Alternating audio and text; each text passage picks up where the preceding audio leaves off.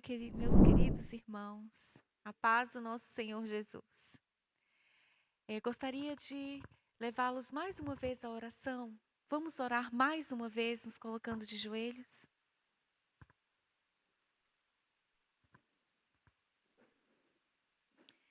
Santo e eterno Deus, graças te damos, Senhor, pela manhã que despertamos com vida. Sabemos, Pai querido, que estes momentos o nosso coração vai se elevar diante do Senhor com a tua palavra aberta. Por favor, Senhor, toca o nosso coração. E peço-te em nome de Jesus que me use como teu humilde instrumento. Que eu não fale de mim mesma, Senhor, mas que o teu nome seja exaltado e que as tuas palavras sejam ditas, para a glória do teu santo nome. Em nome de Jesus. Amém.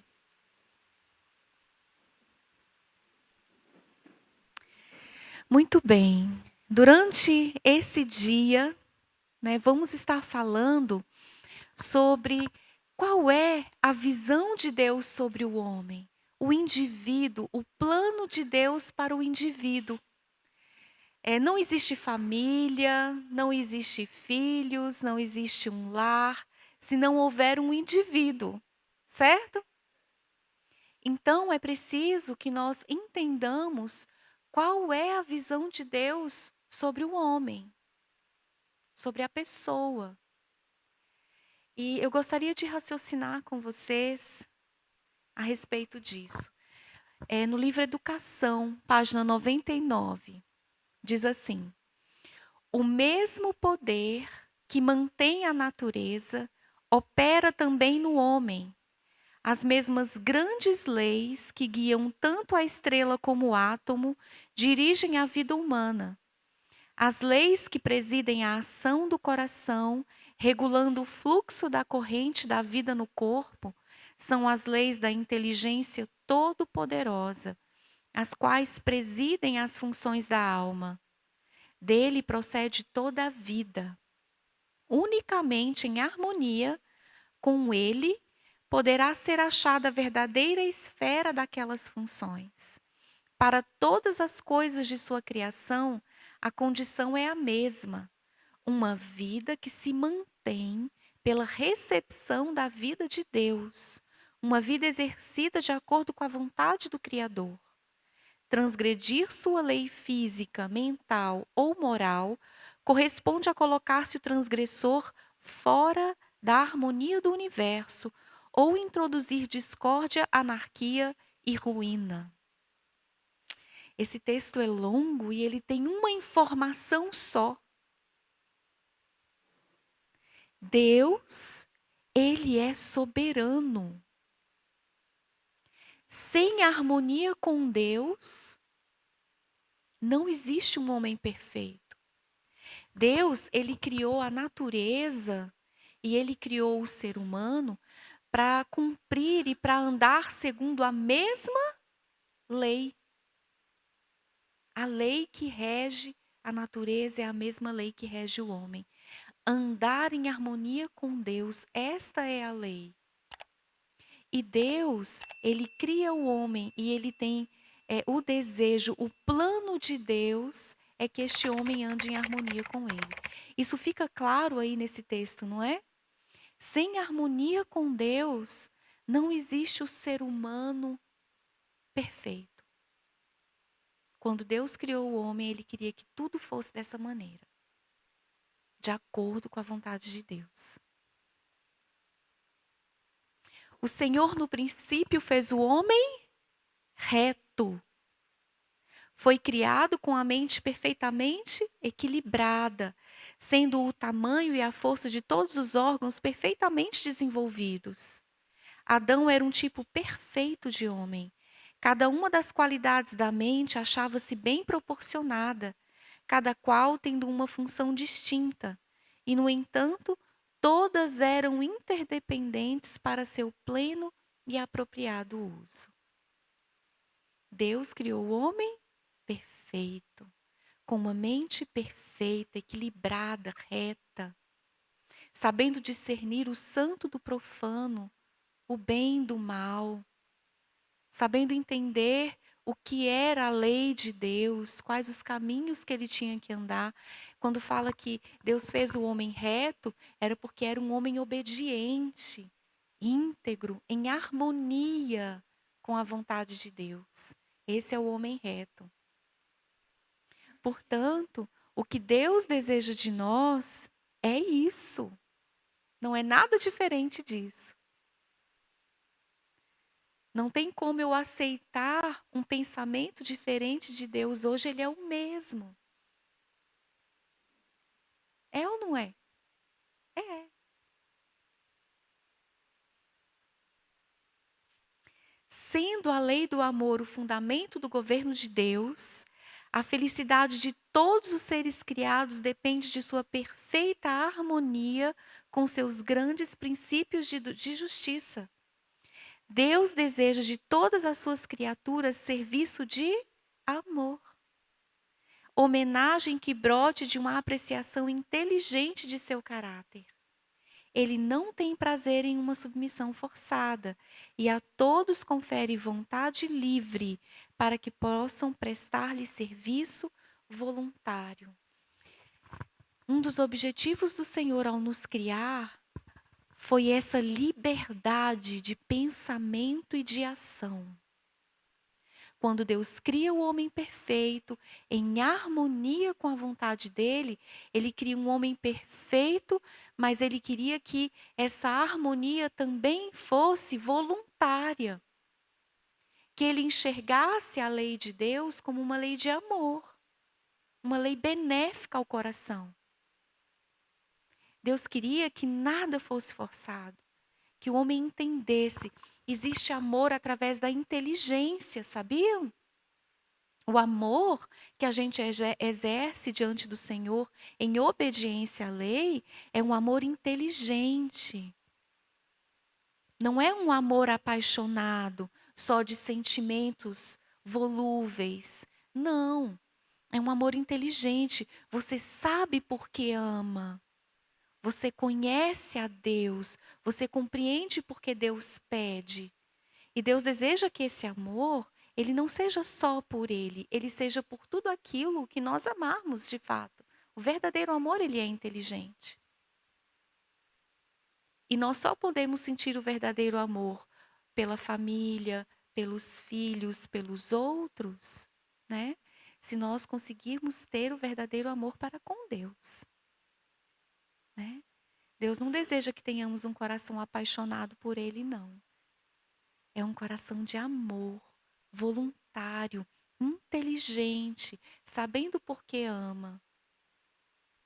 Então, quando Deus tem as reivindicações dele para nós, quando ele nos pede para fazermos algo, ele está pedindo que nós tenhamos inteligência ao praticarmos isso. Uma sabedoria plena. Isso é saúde para a alma. Se nós estivermos praticando coisas por formalismos, não vai valer a pena. Só vale se o nosso coração estiver inteligentemente na companhia do Senhor, sabendo por que eu estou fazendo. Essa era a vontade de Deus para o homem. Mas o que aconteceu com o homem? Por que nós não somos assim? Jesus contou a parábola do filho pródigo. Eu fui meditar na palavra do filho pródigo e percebi que foi isso que aconteceu com o homem.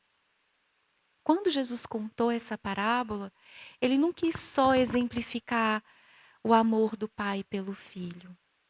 Claro que ali Deus está falando da família, de como a família deve receber o errante, né?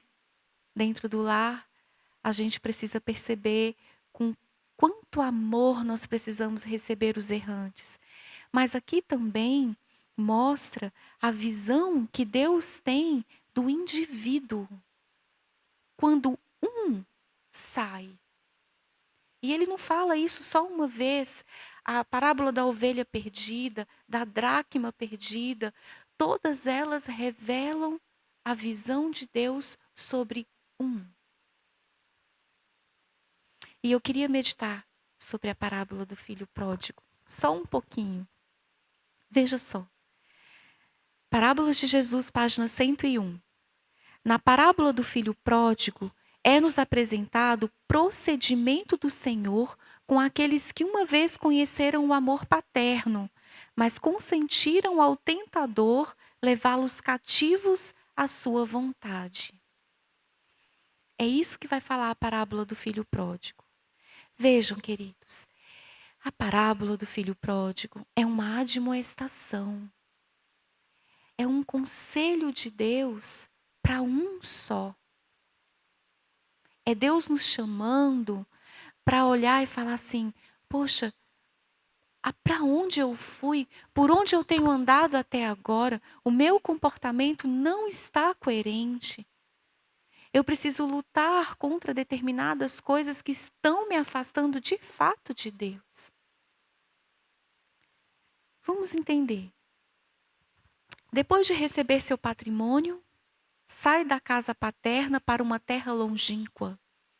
Com dinheiro em profusão e podendo fazer o que bem entende, lisonjeia-se de ter alcançado o desejo de seu coração. Ninguém há agora que lhe diga: não faças isto, porque há de prejudicar-te, ou faze aquilo porque é bom. Maus companheiros ajudam-no a abismar-se mais e mais no pecado, e desperdiçou a sua fazenda vivendo dissolutamente. Ora, queridos, isso acontece dentro de casa e dentro da nossa casa espiritual, aqui.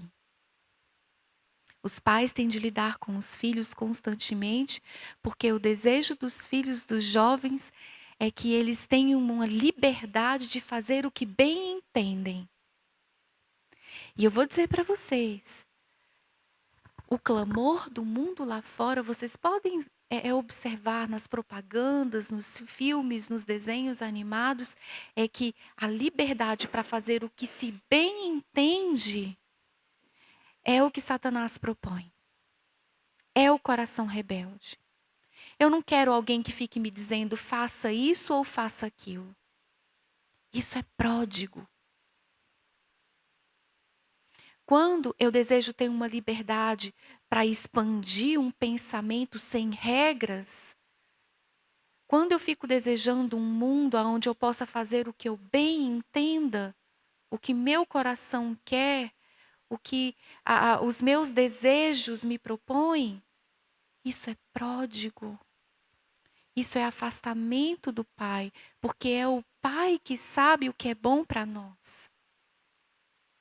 Se eu fico enganando o meu coração e muitas vezes exagerando os problemas e as dificuldades que são colocadas diante de mim, para a minha própria salvação, para o meu próprio aprendizado, e fico reclamando dos obstáculos que eu tenho que vencer e das coisas que Deus propõe para mim, para o meu próprio crescimento, eu me torno pródigo. Eu vou gastar o meu tempo e as coisas que são necessárias para o meu crescimento de forma dissoluta, sem valorizar. Eu preciso olhar ao meu redor e entender o quanto Deus tem realmente me dado. Abra os olhos.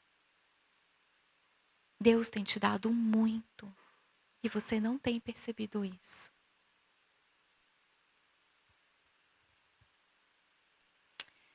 O jovem que se gloriava de sua liberdade, vê-se agora escravo. Tudo que ele desejou, quando ele teve, ele olhou e falou: mas não era isso que eu pensava. Eu pensava em ser feliz, em ter as minhas paixões saciadas, em completar o meu coração, a minha mente. Achei que tudo seria diferente, mas agora que ele se gloriava nessa liberdade, agora ele se torna escravo. Está na pior das escravaturas. Com as cordas do seu pecado será detido. Agora que ele tem, ele olha ao redor e percebe que aquilo não é nada.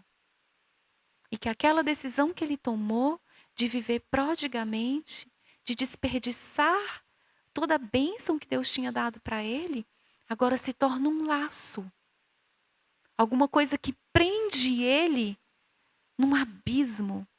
Olha que coisa terrível. Eu vou dizer para vocês, ainda bem que o Pai muitas vezes nos força, nos coloca em situações que não nos deixa fazer a prodigalidade, a gastar tudo que Ele nos deu e esbanjar tudo que Ele nos deu, para que a gente ainda tenha oportunidade de valorizar. O brilho falso que o atraía desapareceu e sente o peso dos seus grilhões. Sufocando a consciência e aturdindo os sentimentos, achava-se feliz. Quero parar aqui. Veja o que está escrito aqui. Como que estava mentalmente o filho pródigo? Ele estava sufocando a consciência e aturdindo os sentimentos dele, para que ele se sentisse feliz. Existe felicidade em abafar a consciência? Quando você sabe que determinada coisa não está sendo para os caminhos do Senhor, não foi aquilo que Deus escolheu para os seus filhos, não é um caminho reto, não está em harmonia com a plena vontade do Senhor, você está abafando sua consciência para você se achar feliz. Para você achar que você está feliz, é um engano. E ele estava dessa forma. Porém, agora, sem dinheiro, com fome não saciada, com orgulho humilhado, a natureza moral atrofiada, a vontade enfraquecida e indigna de confiança, seus sentimentos mais nobres aparentemente mortos, é o miserável, o mais miserável dos mortais. Ele precisou sentir isso. Não foi maldade de Deus. Foi consequência da prodigalidade. Só que Deus permitiu que ele colhesse essas circunstâncias. Deus permitiu que ele tivesse essas sensações, que ele entendesse a malignidade do pecado, que ele compreendesse que ele tinha sido uma pessoa leviana, má. E ele percebeu que ele era o mais miserável dos mortais. É preciso que a gente entenda isso. Quando a gente peca, a gente não pode sair de uma condição de pecado sem entender a condição que a gente se colocou. Porque não foi Deus que nos colocou aí. Fomos nós mesmos. E muitas coisas são acometidas, tanto no corpo físico como no espiritual, pelas nossas escolhas. Algumas coisas que são nos acometidas vêm de hereditariedade. São coisas que não foram pelo pecado, nem todas foram pelo pecado, né? Mas muitas delas são pelo pecado. E nós precisamos ser deixados a olhar e a entender aonde nós nos colocamos. E esse menino precisou passar por isso. Assim como nós. Tantas vezes. Que quadro nos é apresentado na condição do pecador? Embora envolto pelas bênçãos do amor de Deus, nada há que o pecador inclinado à satisfação própria e aos prazeres pecaminosos mais deseje do que a separação de Deus. Como filho ingrato, reclama as boas coisas de Deus, como suas por direito. Recebe-as como muito natural, não agradece nem presta serviço algum de amor. Como Caim saiu da presença do Senhor para procurar morada, como o filho pródigo partiu para uma terra longínqua, Lucas 15:13, assim, no esquecimento de Deus, procuram os pecadores a felicidade. Eu não quero saber de ninguém dizendo para mim o que eu tenho que fazer. Eu não quero saber de ninguém dizendo para mim que eu tenho que mudar tais e tais coisas. Eu quero seguir o meu sentimento, o meu coração. Isso é fugir do Senhor. Isso é se afastar de Deus. E nós fazemos isso. Isso aconteceu com o ser humano. Individualmente nós fazemos isso. Quantas vezes nós precisamos estar na presença de Deus e resolver esse caso de uma vez por todas com o Senhor e nos afastar do mal e valorizar todas as bênçãos, mas aí a gente fica recebendo as bênçãos de Deus e acha que é coisa natural. Não, isso aí é Deus tem que me dar mesmo, Deus tem que me dar vida, Deus tem que me dar esposa, Deus tem que me dar filhos. Não, isso aí é normal, acontece para todo mundo. Não, não é normal. São bênçãos. E nós estamos negando o amor ao Senhor através da obediência, sem valorizar o que Deus tem nos concedido. E estamos achando que Deus é obrigado a nos dar tudo isso, a manter. Até o ar que nós respiramos, a comida que comemos, é pela misericórdia do Senhor que recebemos. Deus não é obrigado a nos dar. Muito pelo contrário. Quando Adão e Eva pecaram, era necessário que tudo fosse tirado deles, até o ar que eles respiravam. Foi o sacrifício de Cristo, de amor, que concedeu a oportunidade deles continuarem vivos e respirando, ou comendo o que eles podiam comer. E nós olhamos para a nossa vida hoje e achamos que Deus nos deu porque Deus é obrigado a dar porque Ele é Deus. Muitas vezes as pessoas perguntam, por que tanto sofrimento, tanta dor, por que Deus não faz nada? Olha, queridos, Deus faz muita coisa. Só que o homem, ele olha as coisas e recebe as coisas de Deus como se Deus fosse obrigado a dar. Não, isso é muito natural. Tem que ser assim mesmo. A vida é assim, tem que ser. O sol tem que nascer, eu tenho que respirar, eu tenho que ter família, é isso aqui. Não, não é. Deus deu, porque Ele é um Deus de amor e Ele gostaria que você valorizasse cada momento que você individualmente tem como pessoa. E quando a gente é pródigo, a gente vai gastar tudo isso de forma descuidada, de forma desvalorizada e vai destruir o que Deus nos deu.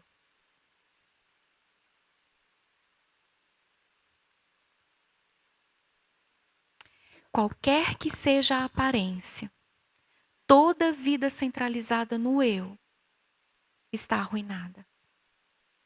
Todo aquele que procura viver separado de Deus dissipa seus bens. Qualquer que seja a aparência. Não é só de dinheiro. Tudo.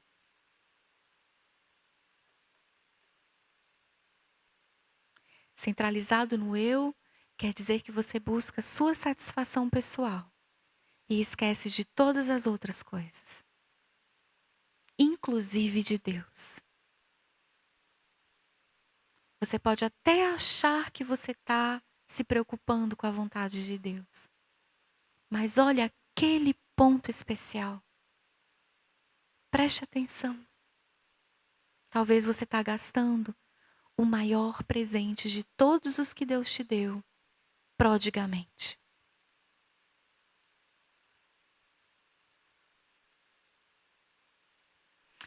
O jovem, alegre e despreocupado, quando abandonou a mansão paterna, pouco imaginou a dor e saudade deixadas no coração do pai. Já pensou isso?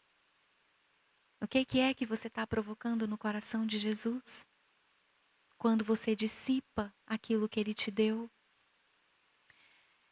Quando dançava e folgava com os companheiros devassos, pouco meditava na sombra que caíra sobre a casa paterna.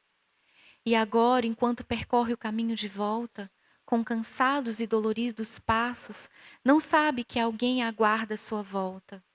Mas quando ainda estava longe, o Pai distingue o vulto. O amor tem bons olhos. Nem o definhamento causado pelos anos de pecados pode ocultar o filho aos olhos do Pai. E se moveu de íntima compaixão, e correndo lançou-se-lhe ao pescoço, num abraço terno e amoroso. Essa é a visão que Deus tem do homem. Essa é a visão que Deus tem de mim, de você, de todos nós, individualmente. Infelizmente, nós gastamos os bens do Pai. A nossa saúde física, mental, espiritual, foi desgastada pelas más escolhas que fizemos, por ter dissipado os bens que Deus nos deu. E aí nós ficamos um trapo, irreconhecíveis. É como se Deus olhasse para nós e falasse assim: mas aonde você se meteu? Que arranhões são esses? Falta um pedaço aqui e ali, o que foi? E a gente vai se arrastando, mas Deus nos conhece ainda. Ele olha para nós e fala: eu sei quem você é. E eu sei os planos que eu fiz para você. E sabe, Deus ainda diz: de onde eu dei para você tudo que você tinha, tem mais. E da fonte de onde jorrou o que eu dei antes para você, essa fonte nunca seca. E eu quero que você volte. E que você renove os seus votos comigo. E que você valorize daqui para frente aquilo que eu vou te dar. Vocês se lembram da história que esse rapaz, ele fala: não, Senhor, não precisa me dar mais nada, Pai. Eu só quero ficar aqui trabalhando. Eu só quero comer do alimento que o Senhor me der. Basta para mim. É só isso que eu quero, eu não quero mais nada. E o pai fala: não, você é filho. Você é filho, você não é um indigente. Você não é qualquer pessoa. Você é adquirido pelo meu sangue. É diferente. Sabe o que significa isso, queridos? Olha, quando uma pessoa ela faz um tratamento e ela melhora com os remédios, com qualquer coisa, pode ser até tratamento natural. Mas ela não confiou em Deus para receber isso, ela melhora. Mas ela não é filho.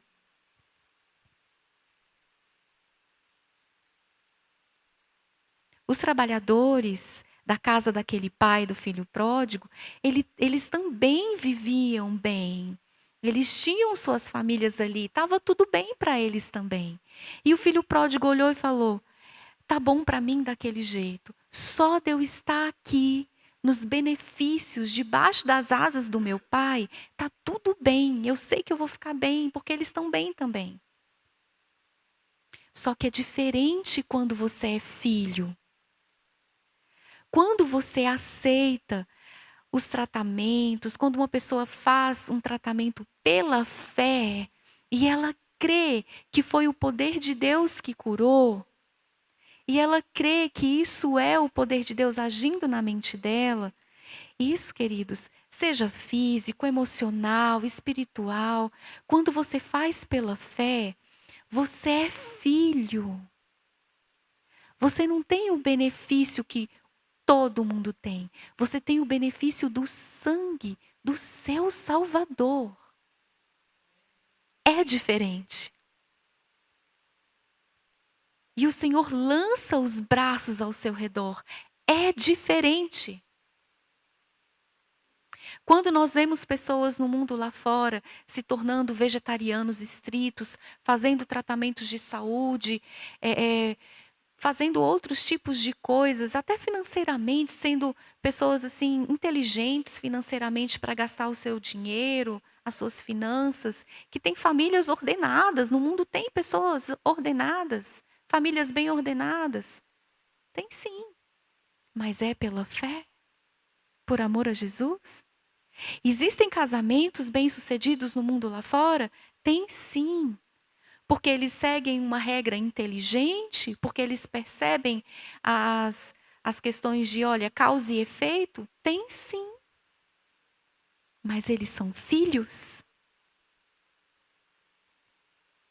Eles estão fazendo por causa do pai? É diferente. Quando nós somos filhos, Deus lança os braços ao nosso redor. É diferente.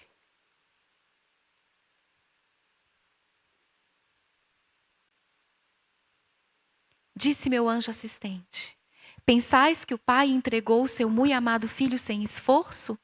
Não, absolutamente. Foi mesmo uma luta para o Deus do céu decidir se deixaria o homem culpado perecer ou dar seu amado filho para morrer por ele. Custou, queridos, ao Pai. Custou nos resgatar. Quando Ele nos envolve para valer. É diferente. Portanto, agora nenhuma condenação há para os que estão em Cristo Jesus, que não andam segundo a carne, mas segundo o Espírito. É diferente. Mesmo que as pessoas lá fora compreendam o que a gente não quer compreender e façam o que a gente não quer fazer, eles não recebem a mesma coisa que nós recebemos quando nós falamos: Senhor, então eu entendi. Eu quero fazer por amor. É diferente. Nenhuma condenação há para os que estão em Cristo Jesus. Mas os que não estão em Cristo Jesus, eles podem estar fazendo até o que Deus pediu. Mas se não é em Cristo Jesus, há condenação. Mas os que esperam no Senhor renovarão as forças, subirão com asas como águias, correrão e não se cansarão, caminharão e não se fadigarão. O que é renovar as forças e voar com asas como águias? O que é isso? Olha o que é isso. Em nossa caminhada cristã, precisamos aprender a nos elevarmos acima de tudo, acima das frustrações, depressão, ansiedade que Satanás lança sobre nós. Senão, não sobreviveremos àquele dia.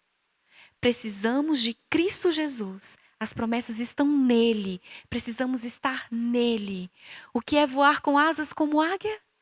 Acima de tudo. Acima das dificuldades, nele. Porque para fazer isso, como o mundo faz, não é a mesma coisa. Tem de ser nele. Em Cristo. Por amor, valorizando, abrindo o coração para amar o que Cristo amou, o que Cristo colocou para você como indivíduo. Isso é voar com asas como águia. E subirão e não se cansarão. E nós não vamos cansar de vencer. Sabia? De enfrentar os obstáculos, de passar por mais um. Porque temos asas de águia. Vamos alto nele. Mas vós sois dele, em Cristo Jesus, o qual para nós foi feito por Deus, sabedoria e justiça e santificação e redenção. Somos do Pai. Somos dele. Você quer voltar para a casa paterna ou você quer fazer do seu jeito? Você quer ser o funcionário, o que usa as coisas do dono, mas não tem nenhum vínculo com ele? Ou você quer ser dele, de fato, filho, que o pai abraça e diz: vem, vamos curar suas feridas. Eu tenho vestes novas para você, caráter novo, e vou fazer uma festa.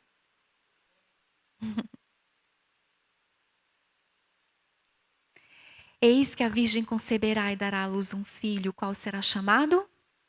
Emanuel, que traduzido é Deus conosco. Jesus está conosco. Queridos, isso deveria nos emocionar. O fato de Jesus estar conosco é ao nosso lado mesmo. É de fato aqui, em cada momento da minha vida. E aí eu posso ter asas como águia. Mas as asas não são minhas, são dele. É que ele me toma para ser dele definitivamente. E ele me faz voar. Ele me põe nos ombros dele. Me carrega no alto das montanhas. E me faz ver o que eu nunca vi. Porque eu jamais conseguiria chegar no alto sem ele. É como se Cristo colocasse a gente nas mãos dele e fizesse isso. Colocando a gente em cima do monte, do lugar da oração, de fato. Não é o seu lugar de oração, mas o lugar que Deus fez. Dele. Quem era ele? Nós. E assim o Senhor Jesus trouxe para cada homem deste mundo a fé divina. Essa é a fé do Senhor Jesus. Fé salvadora. Fé não é algo que vem de nós mesmos com a qual cremos nele. Não é alguma coisa fora. Mas é algo que ele usava para crer nele. Fé que ele exerceu, que ele traz para nós, torna-se nossa e opera em nós, dom de Deus. Jesus vive conosco a nossa vida. Ele está conosco, de fato, em nós. Se nós estivermos nele, filhos do Rei Celeste.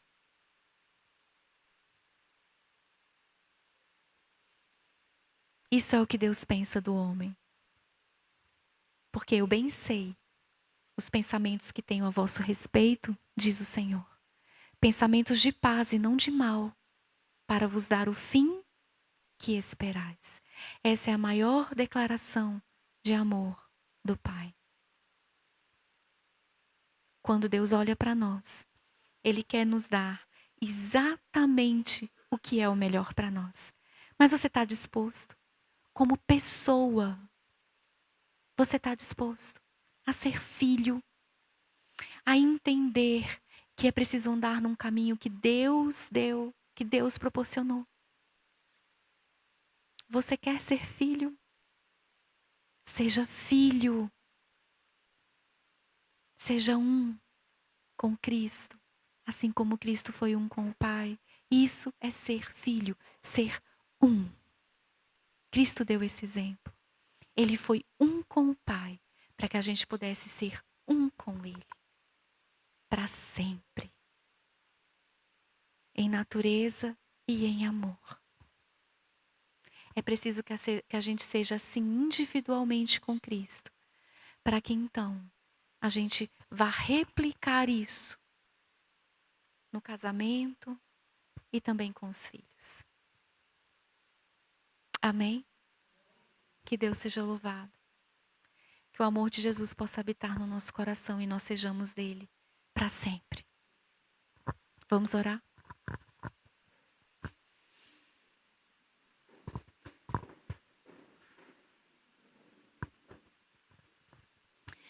Querido bom Deus, nós te damos graças pela tua palavra. Pai, aqui estão diante de ti vários dos teus filhos. Todos nós aqui o Senhor conhece individualmente. Tu sabes o sofrimento e a dor de cada coração. E tudo aquilo que precisamos depor diante do teu altar. Por favor, Senhor, as convicções que foram feitas nesse momento pela manhã, que o Senhor reforce, fortaleça em nome de Jesus. Que o teu Espírito continue trabalhando em cada coração durante o restante do dia. E que durante, Senhor, todas as reflexões e durante todos os momentos em que a tua palavra for aberta, que o teu Espírito possa fazer mudanças necessárias e duradouras em nome de Jesus. Que esses tempos, Senhor, que vivemos emprestados, possam ser gastos de forma inteligente e que nós possamos valorizar todo o amor que o Senhor tem concedido a nós.